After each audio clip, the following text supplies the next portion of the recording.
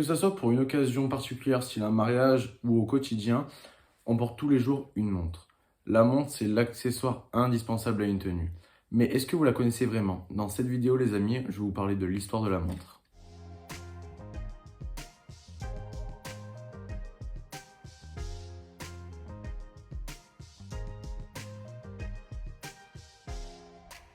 Salut tout le monde, je suis ravi de vous retrouver aujourd'hui pour cette nouvelle vidéo. Je suis Théo, bienvenue sur la chaîne Men Fashion. Comme vous pouvez le voir, j'ai changé un petit peu de décor. Bon, j'ai essayé d'innover un petit peu. Aujourd'hui, les amis, on va parler des montres. Premièrement, je vais aborder comment ça a été créé et par qui. Et il faut remonter en 1504, à l'époque, en Allemagne, que Peter Henle créa la première montre. Cette dernière ressemblait à un tambour. Alors, pas le tambour machin, mais une sorte d'objet comme ceci, rond, d'environ 5 cm, et donnait approximativement l'heure et avait une autonomie de 40 heures avant d'être montée. Celle qui l'a suivie dans la même époque, quelques années après, c'était la montre à gousset. Il faudra donc attendre 400 ans pour que la montre telle qu'on la connaît aujourd'hui soit créée.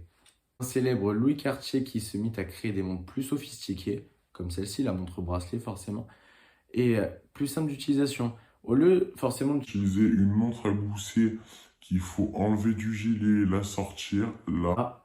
hop, on a juste à regarder le poignet, on en donne l'heure, c'est beaucoup plus simple. Mais en soi, juste enlever une montre à gousset et un gilet, ça ne demande pas forcément des minutes, c'est rapide. Mais forcément, Louis Cartier a eu un ami qui s'appelait Santos Dumont, qui offra d'ailleurs Santos le nom de la première montre au monde à bracelet, pour la simple et unique raison que son ami Santos Dumont était aviateur et qu'il n'avait pas envie de s'embêter à sortir sa montre à gousset pendant qu'il pilotait. Mais pourquoi la montre est si importante dans une tenue? La montre, au-delà du fait qu'elle donne l'heure, reste un bijou. Ça reste quelque chose qui nous habille, quelque chose qui nous finit.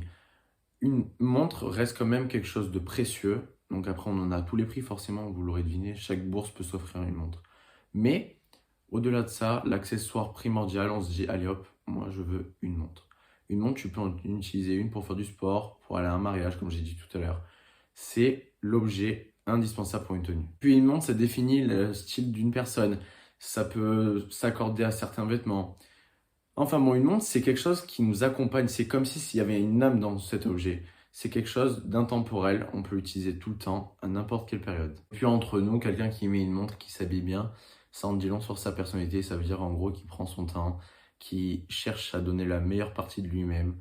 Quelqu'un qui prend soin de lui. Donc les gars, vous l'aurez deviné, si vous ne savez pas quel accessoire mettre pour une tenue, prenez pas de risque, choisissez la montre. Actuellement, les plus grands vendeurs de montres ainsi que les créateurs, donc les fabricants, les maisons, restent la Suisse. Ce sont les premiers à en fabriquer, tels que les marques très connues Rolex, Audemars Piguet, Patek Philippe et j'en passe. Enfin bon, vous l'aurez compris, la montre c'est quand même quelque chose d'indispensable. Il faut toujours en porter une. C'est très très important. Ça vous habille, ça vous définit et ça vous donne confiance en vous. Donc les mecs, s'il vous plaît, investissez dans une montre plus ou moins chère en fonction de vos revenus. Et franchement, vous aurez la classe. La vidéo touche à sa fin, je suis ravi de vous avoir reparlé. Ça m'a fait super plaisir de vous avoir, en espérant, appris des choses. Vous l'aurez compris, je vais du coup inventer une nouvelle série, donc l'histoire 2. Donc précédemment, c'était l'histoire du parfum, maintenant l'histoire des montres. La prochaine, on verra. Je suis ravi de vous avoir reparlé, ça m'a fait un bien fou. Ça me pousse aussi à vous créer de nouvelles choses, de nouvelles vidéos, de nouveaux contenus. Car sur Instagram, vous réagissez beaucoup. D'ailleurs, tu t'abonnes, il est écrit là, ça me fait plaisir. Et puis voilà, donc je vous laisse sur ça, en espérant que ça vous a plu. Commentez, partagez, likez, abonnez-vous.